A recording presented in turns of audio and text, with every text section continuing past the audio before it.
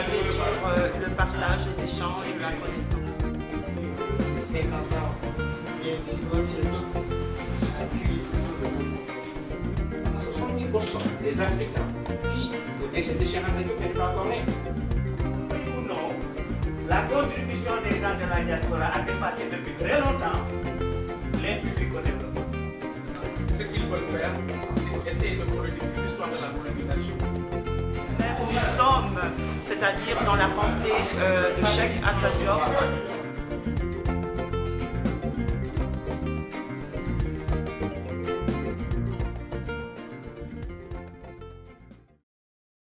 Remercions l'assistance d'être là pour partager cette conférence sur Cheikh Anta avec nous. Et je vous présente les conférenciers, Adim Ndiaye, il y a Aziz Salman Fall et Tchernobyl qui est le modérateur. Nous avons aussi un invité de marque, donc en la personne de M. Lassana Gagni Saho, qui est un directeur au niveau de l'hydraulique au Sénégal. C'est pour moi un grand honneur d'être le modérateur et d'être entre mon ami Khadim Ndiaye et notre grand et une référence pour tous les Sénégalais, je pense pour tous les Africains à Montréal et ailleurs, Aziz Fall, Nadim, qui quitte le champ de la philosophie pour se consacrer à l'informatique par engagement politique et idéologique. Alors, il va peut-être nous expliquer ce revirement à 180 degrés, comment un philosophe peut-il devenir informaticien pour des raisons de combat. Des raisons de combat intellectuel, parce qu'il a eu à un moment la conviction que la bataille devait se passer sur tous les terrains. Et de ce point de vue-là, je pense qu'il rejoint très clairement le mot d'ordre. Il vit et il met en œuvre le mot d'ordre de Cheikh Anta Diop qui disait aux jeunesses africaines « Armez-vous de science jusqu'au temps ». Fall est aussi professeur à l'UQAM, où il enseigne depuis je dirais plusieurs décennies, si je ne me trompe pas si je dis ça. Et il est aussi professeur à l'université de McGill. Et je vous renvoie à son site internet azizfall.com, où, en tout cas, moi j'ai été submergé par les informations que j'ai trouvées sur cette page. Je demande aujourd'hui de parler de la question linguistique dans la pensée de Cheikh Anta Diop. C'est une question très importante, je dirais même centrale dans son œuvre. Cheikh Anta en parle pratiquement dans tous ses livres de langue, de l'importance de la langue. Déjà en 1948, il écrit un premier article en tant qu'étudiant, quand pourra-t-on parler d'une renaissance africaine. Et là déjà, dès son premier article, Cheikh Anta Diop entre de plein pied dans la question linguistique. La langue est très importante chez lui. Parce que, comme vous le savez, Cheikh Anta Diop parle de 3 facteurs qui sont très importants et qui composent ce qu'il appelle la culture nationale. Alors, la culture nationale, il dit qu'il y a d'un côté le facteur psychique, donc il parle des invariants psychiques qu'on retrouve un peu partout en Afrique. Il parle aussi du facteur historique. C'est pour cela d'ailleurs qu'il a fait tout un développement sur la conscience historique, donc la restauration de la conscience historique. Il essaie de montrer que, contrairement à ce que disaient les thèses colonialistes, il n'y a pas, au-delà d'une certaine date, ce que les colonialistes appelaient la nuit noire. Hein, Cheikh Anta a montré qu'il y avait quand même une continuité de l'histoire africaine. Alors, Cheikh Anta dit que la langue est très importante pour les Africains. D'ailleurs, elle est tellement importante que les colonialistes, quand ils sont arrivés en Afrique, une des choses qu'ils ont faites, c'était d'imposer leur langue. Donc de détruire toute l'armature culturelle, et dans cette armature, la langue occupait une place importante. Donc on a imposé cette langue-là. Et Cheikh Anta nous dit que les colonisateurs étaient tellement conscients de l'importance de la culture nationale, parce qu'il dit que la culture nationale, c'est le rempart le plus solide qu'un peuple puisse se donner. Et il dit, tant qu'on n'a pas détruit, désintégré cette armature culturelle, on ne peut jamais être sûr de la réaction du peuple dominé. Quand je parle de développement, donc je ne vais pas entrer dans tout le débat qu'il y a autour de ce concept. On utilise le terme développement tout simplement pour exprimer ce mieux-être en fait. Donc, cette volonté d'aller vers un mieux-être. C'est une amélioration des conditions de vie des populations.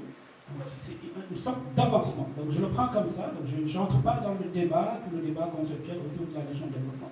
Certains parlent de croissance, mais je ne vais pas là. Développement, c'est quoi? Un mieux-être des populations. On passe d'un stade A et puis vers un stade B où il y a un mieux-être. Tout simplement comme ça. Alors, pour les paradoxes tout de suite, donc je dis que l'Afrique est le continent qui possède à lui seul 31% des langues du monde. Et pourtant, ce continent, qui possède 31% des langues du monde, se trouve obligé, dans son fonctionnement, d'utiliser les langues de l'Europe, l'anglais, français, portugais, espagnol. Et l'Europe, on le sait, ne détient que 3% des langues. Donc un continent qui en détient 31% est obligé d'utiliser les langues de notre continent qui n'en détient que 3%. Donc, premier paradoxe. Deuxième paradoxe, c'est en Afrique seulement que l'école est complètement déconnectée de la vie. L'Afrique est le seul continent où la grande majorité des enfants commencent l'école en utilisant une langue qui n'est pas celle qui est utilisée à la maison. Il n'y a qu'en Afrique qu'on voit ça. Alors, un autre paradoxe, c'est qu'en Afrique, c'est en Afrique qu'on voit cette rupture qu'il y a entre les élites, donc qui parlent cette langue officielle, qui n'est pas une langue africaine, et la masse, donc le peuple, qui, elle, comprend une autre langue. Donc l'Afrique est le seul continent où la majorité de la population ne maîtrise pas la langue officielle. Et pourtant, c'est dans cette langue officielle que les constitutions ont été écrites. On dit, nul n'est censé ignorer la loi, alors qu'on sait que la population ne comprend pas la langue officielle.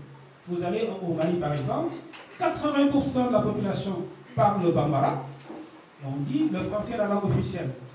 Et ces 80% de la population ne savent pas lire la Constitution. Paradoxe, depuis quelques temps, depuis quelques années en Afrique, vous entendez parler d'émergence. Alors, en tout cas, de toute l'histoire, c'est la seule fois où l'on parle d'émergence et où la langue qui est utilisée n'est pas une langue locale. D'ailleurs, quand vous prenez tous les pays émergents qu'on connaît aujourd'hui, ben, ils n'utilisent pas une langue étrangère. En tout cas, dans le fonctionnement principal, les langues étrangères viennent après. Autre paradoxe, c'est en Afrique seulement qu'on fait fi, donc on ne considère pas tous les résultats issus des découvertes scientifiques dans le domaine de la langue, de l'éducation. C'est comme si on faisait table rase de tout ce qui a été fait dans ce domaine-là pour rester dans l'optique coloniale ou colonialiste. Par exemple, de très nombreuses recherches aujourd'hui, que ce soit en linguistique, sociolinguistique, que ce soit en psycholinguistique, en éducation, on montre que l'enfant apprend mieux avec sa langue première. Bon, on fait la différence entre langue première et langue maternelle, parce que la langue première peut ne pas être forcément la langue maternelle. La langue première, c'est la première langue parlée par l'enfant. Vous savez que la première école française a été implantée au Sénégal, à Saint-Louis, en 1817. Depuis là, tous les rapports coloniaux qu'on a lus, on montre qu'il y a toujours eu des difficultés pour comprendre le français. Et cela continue encore. Donc, ce qui fait que cet échec de 40% des élèves qui n'arrivent pas à finir leur cycle primaire, mais est très grave. Le problème, c'est qu'on ne fait rien, on continue encore. On nous dit aussi, et ça, je cite un ministre du Sénégal, je prends l'exemple du Sénégal, j'aurais pu prendre l'exemple aussi du Mali, de la Guinée, un ministre du Sénégal qui dit, mais seuls 9% des enseignants peuvent enseigner le français. Et pourtant, c'est la langue d'enseignement principale. Donc le ministre de l'Éducation, et ça c'est l'année passée, hein, qui fait un aveu comme ça dans la presse, il dit seuls 9% des enseignants peuvent enseigner le français. Et pourtant, vous faites de cette langue votre langue principale d'enseignement.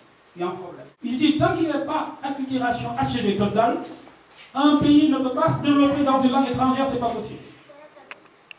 Il reprend. Le socialisme par le gouvernement dans une langue étrangère est une supercherie.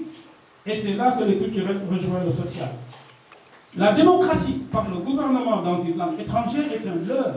Et c'est là que le culturel rejoint le politique. Donc on le voit, il avait le sens de la formule, mais il disait des choses profondes. Et par là, seule une généralisation de l'utilisation des langues nationales permet de faire des Africains des facteurs, des véritables éléments d'avancement. Merci. Bon.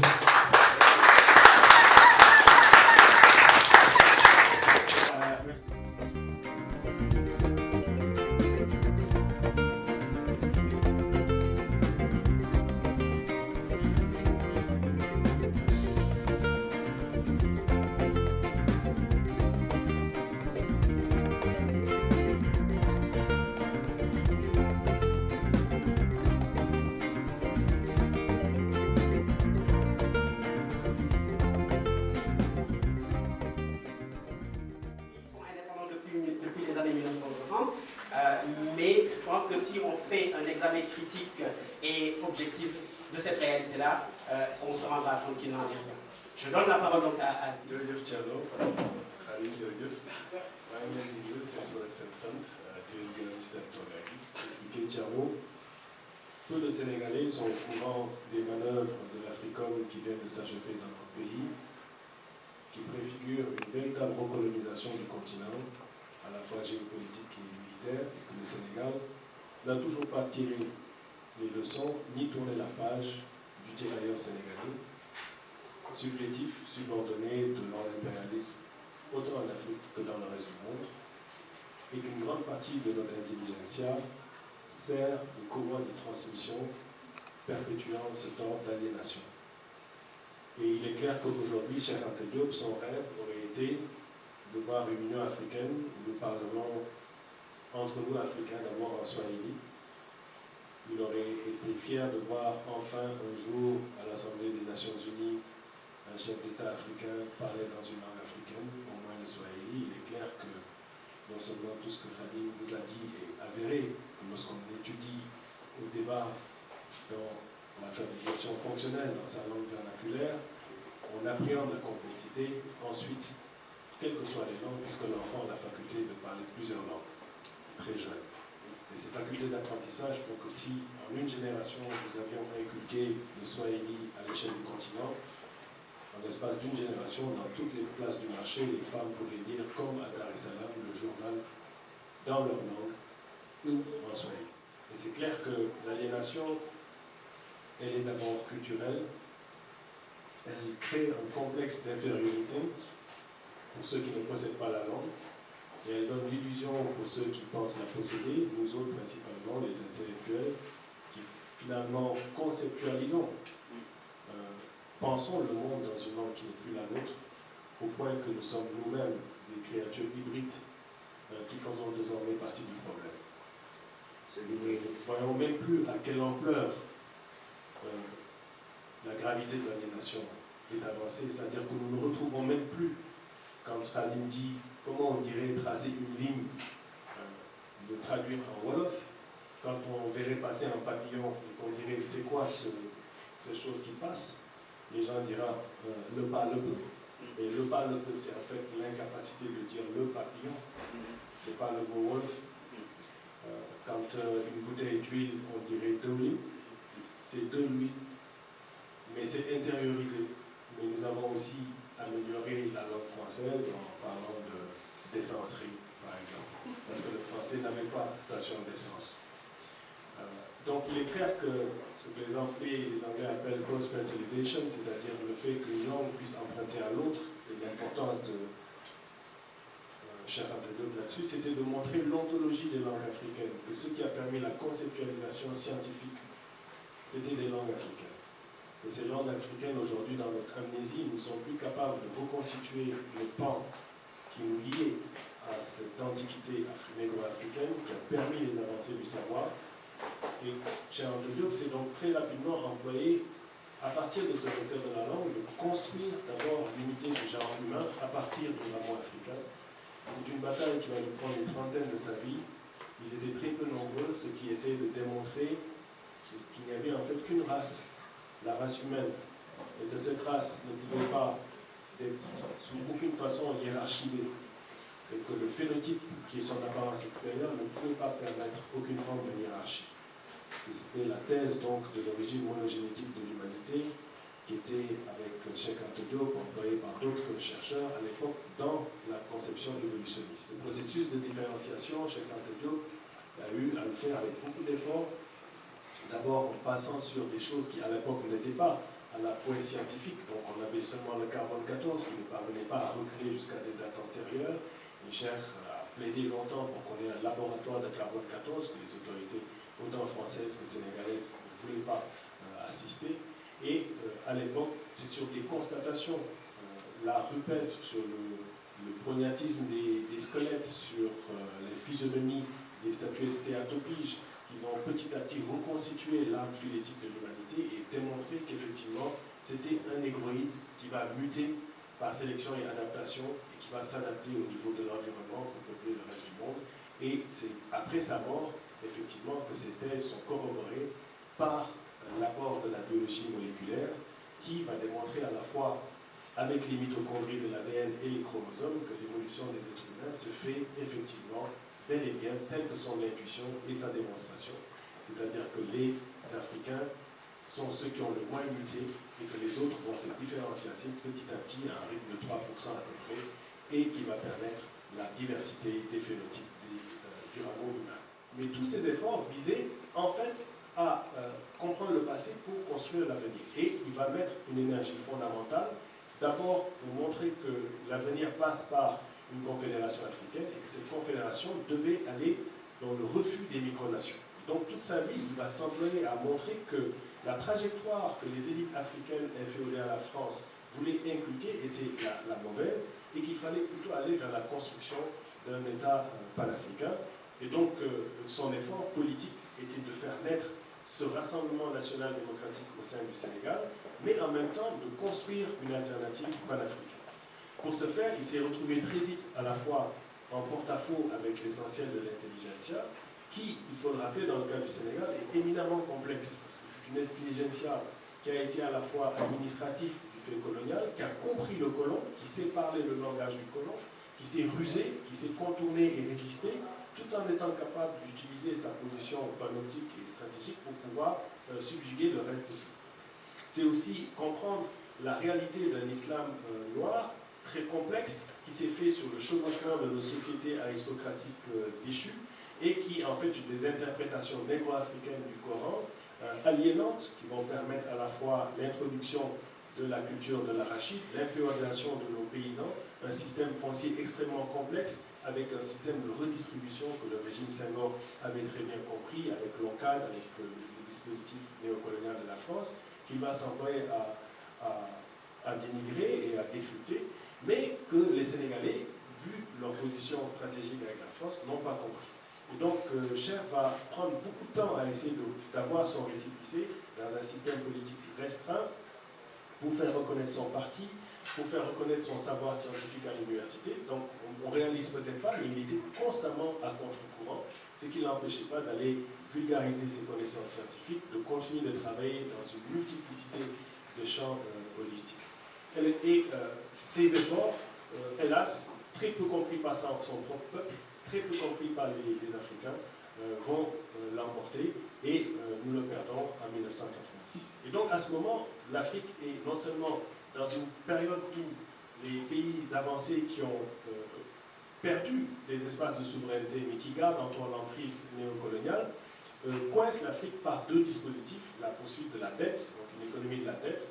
Il faut dire que quelques années, juste avant la mort de Cher, le nouvel ordre économique international est refusé, le nouvel ordre mondial de l'information est refusé, et les seules options qui sont données aux pays africains, c'est endettez-vous, et ça va aller, vous allez mieux vous intégrer. Alors, au lieu que l'économie du monde s'implique et s'ajuste à l'Afrique, c'était le contraire, acheter aujourd'hui, payer demain.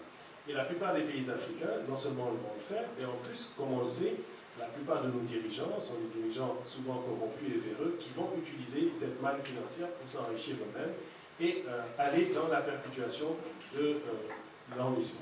Et cet enlisement va être caractérisé par les ajustements structurels. Le seul moment qu'il y a de contre-culture politique, c'est l'expérience du Burkina Faso qui est arrêtée net, qui est donc de 1984 à 1987, un an après la mort de Cheikh Anta, et à partir de ce moment, tous les pays africains sont ajustés, obligés de correspondre aux désidérateurs des grands pays dans le rapport récent de la défense française, elle dit très bien que le XXIe siècle, c'est le panafricanisme qui est la menace la plus grande pour les intérêts français. Donc ils savent pertinemment que si nous nous unissons, si nous allons vers la construction d'un effort collectif, en fait, l'Afrique amène au XXIe siècle une autre forme de développement et une autre mondialisation. Si par contre, la tendance se poursuit, c'est l'Afrique du pillage, c'est le sauve-qui-peut, c'est la dispersion des itinéraires, c'est faire semblant de faire des mécanismes d'intégration de libre-échange. Ici, seuls quelques startups, quelques Africains, effectivement, seront millionnaires, milliardaires, ils pourront redistribuer à leur clientèle, mais la grande majorité de nos sociétés seront fragiles. On n'a pas besoin, dans nos générations, d'être fiers d'être noirs.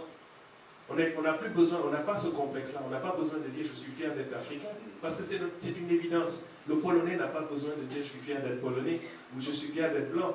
On a dépassé ce niveau-là, on est dans un autre niveau, un niveau où on redécouvre les valeurs de l'internationalisme, où véritablement c'est la lutte des travers, le changement des conditions des femmes, le changement de développement qui soit infléchi pour ceux qui n'ont pas la chance de pouvoir avoir le changement social. Et c'est pour ça que Cheikh a donné sa vie, et j'espère qu'aujourd'hui, 30 ans après, en nous réunissant comme ça dans un week-end, on peut refaire vivre sa pensée. Je vous remercie. Bravo.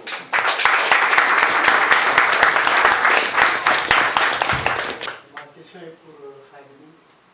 Alors, j'ai l'impression que tu as fait un recueil de constats qu'on est en train de vivre sur les langues africaines. Mais à mon avis, là où il y a eu une véritable source par rapport au problème qui a été alimenté jusqu'à nos jours, si cette source-là n'est pas clarifiée, n'est pas située, n'est pas bien cadrée, eh bien on va continuer d'ici 50 ans ou bien d'ici un siècle à créer toujours le même problème. À mon avis, il y a eu des gens qui ont été, carrément il faut le dire, des gens de la France, des pires de la France, qui se sont opposés à ce qu'il y ait cet esprit de conscience que je parlais, conscience historique, à jeter les bases sur ce qu'on appelle une véritable éducation sur nos langues qui va permettre donc à nos enfants et à nos petits-enfants d'être éduqués d'abord à la maison dans nos langues et ensuite après donc être à l'école et continuer dans les langues étrangères comme dans beaucoup de pays développés, en Russie, en France, où tu es né dans une langue, tu grandis dans cette langue, tu étudies cette langue jusqu'à l'université avant de prendre une autre langue étrangère. Donc à mon avis, tant que le problème n'est pas situé à sa source, on va toujours continuer. J'aimerais bien que ça soit clarifié à partir de la source et quelle a été, ou bien quelles ont été les responsabilités donc, des gens qui nous ont dirigés jusqu'à là, alors à maintenir donc, ce système de domination de la langue intellectuelle et également de l'assimilation qui a fait que tout cela persiste. Merci beaucoup. Pareil au Sénégal, dans les reliques rurales. Mais bon, d'abord, je félicite les conférenciers pour la recherche très importante qui a été faite. Et je pense effectivement que ne pas maîtriser sa culture, ça peut poser des problèmes. Mais il faut être réaliste. M. Ranta est parti il y a 30 ans. J'ai regardé un peu les statistiques. 70% de la population africaine est épargnée il y a 30 ans. La question fondamentale que moi je me pose, est-ce que certains principes de sa pensée sont toujours actifs? On parle de langue nationale. Quelle langue nationale a été au Sénégal? Le Wolof? Et lui, il est soninké. Ma mère n'aurait jamais accepté qu'on l'alphabétise en soninké. Je pense que les problèmes sont autres. Depuis les échéances antérieures et maintenant, quand vous prenez l'Afrique de l'Ouest, vous avez un marché de 240 millions d'habitants, c'est la CEDEAO. Est-ce que nous, Sénégalais, on va dire qu'on va parler en Wolof à ces gens-là avancés? Je ne crois pas. Je pense que le problème de l'Afrique en général, c'est nous. On parle beaucoup et on n'agit pas. Il faut aussi, à mon avis, qu'on arrête d'accuser les autres. C'est nous, on a 70% des Africains qui, au décès de Cheikh Anta Diop, n'étaient pas encore nés. Je pense qu'il faut qu'on soit très réaliste dans ce que nous voulons faire de notre pays. D'accord? Je vous remercie. Oui ou non, la contribution des gens de la diaspora a dépassé depuis très longtemps l'aide publique au développement. Ça, ce n'est pas nous qui le disons, c'est eux-mêmes qui le disent. Depuis longtemps, c'est eux qui ont fixé la contribution de pratiquement tous les pays pour l'aide publique au développement à 0,7%. Pas un mot du pays ne l'a atteint depuis. Le Canada, pour le nommer, tout récemment était rendu à 0,27.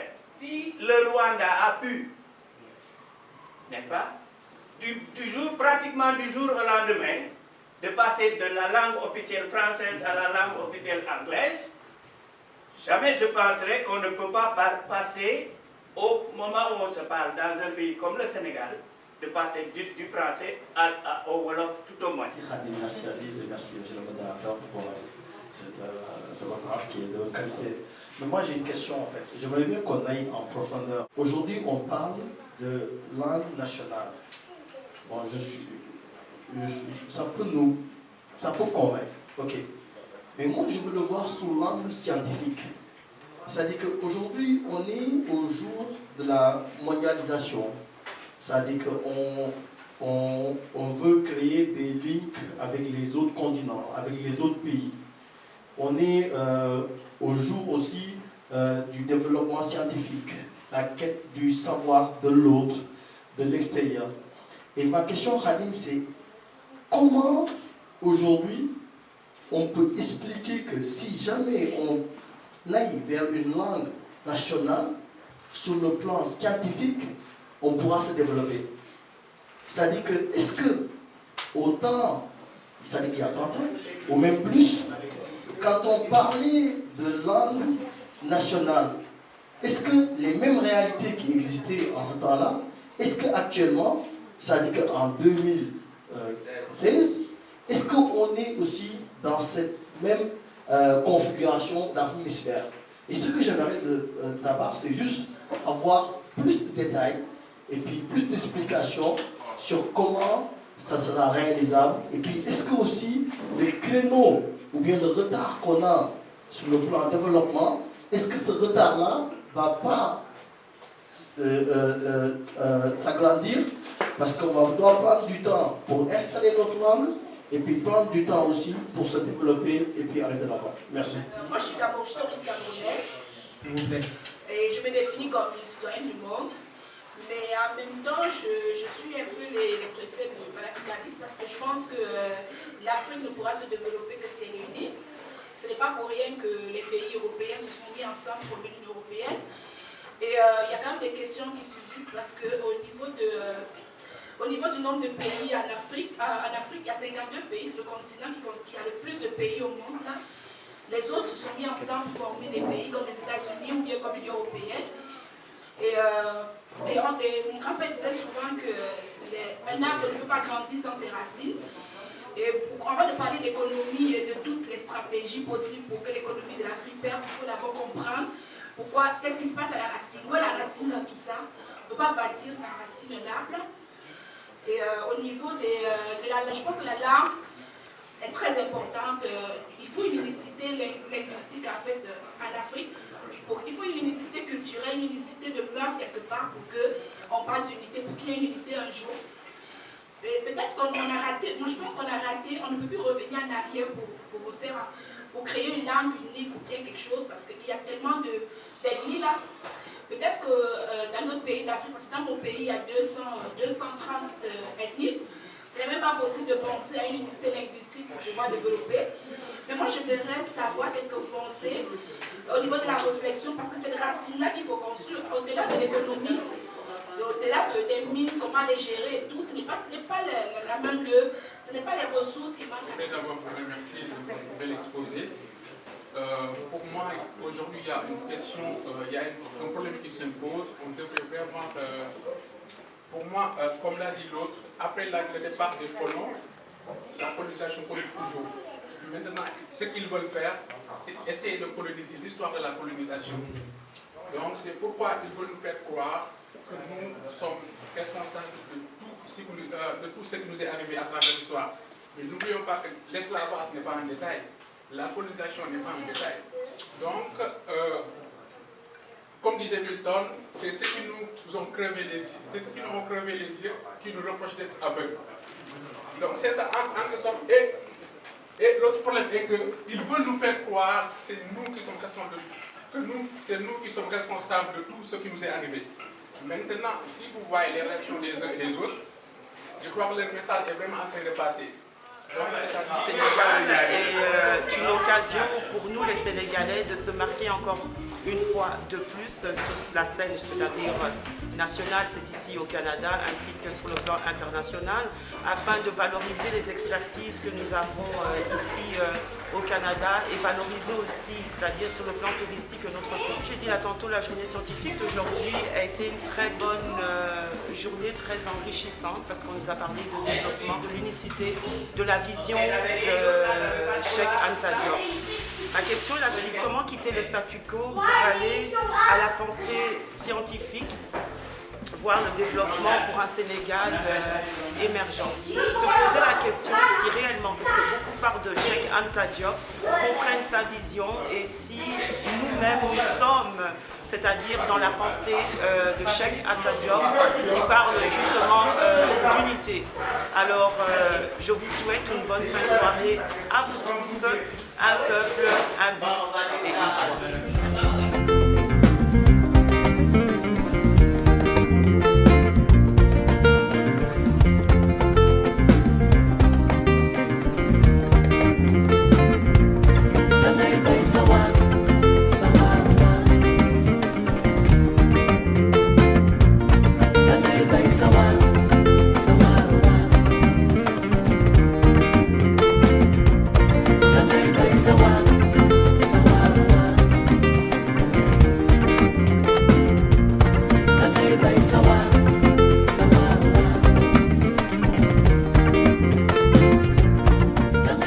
Sawa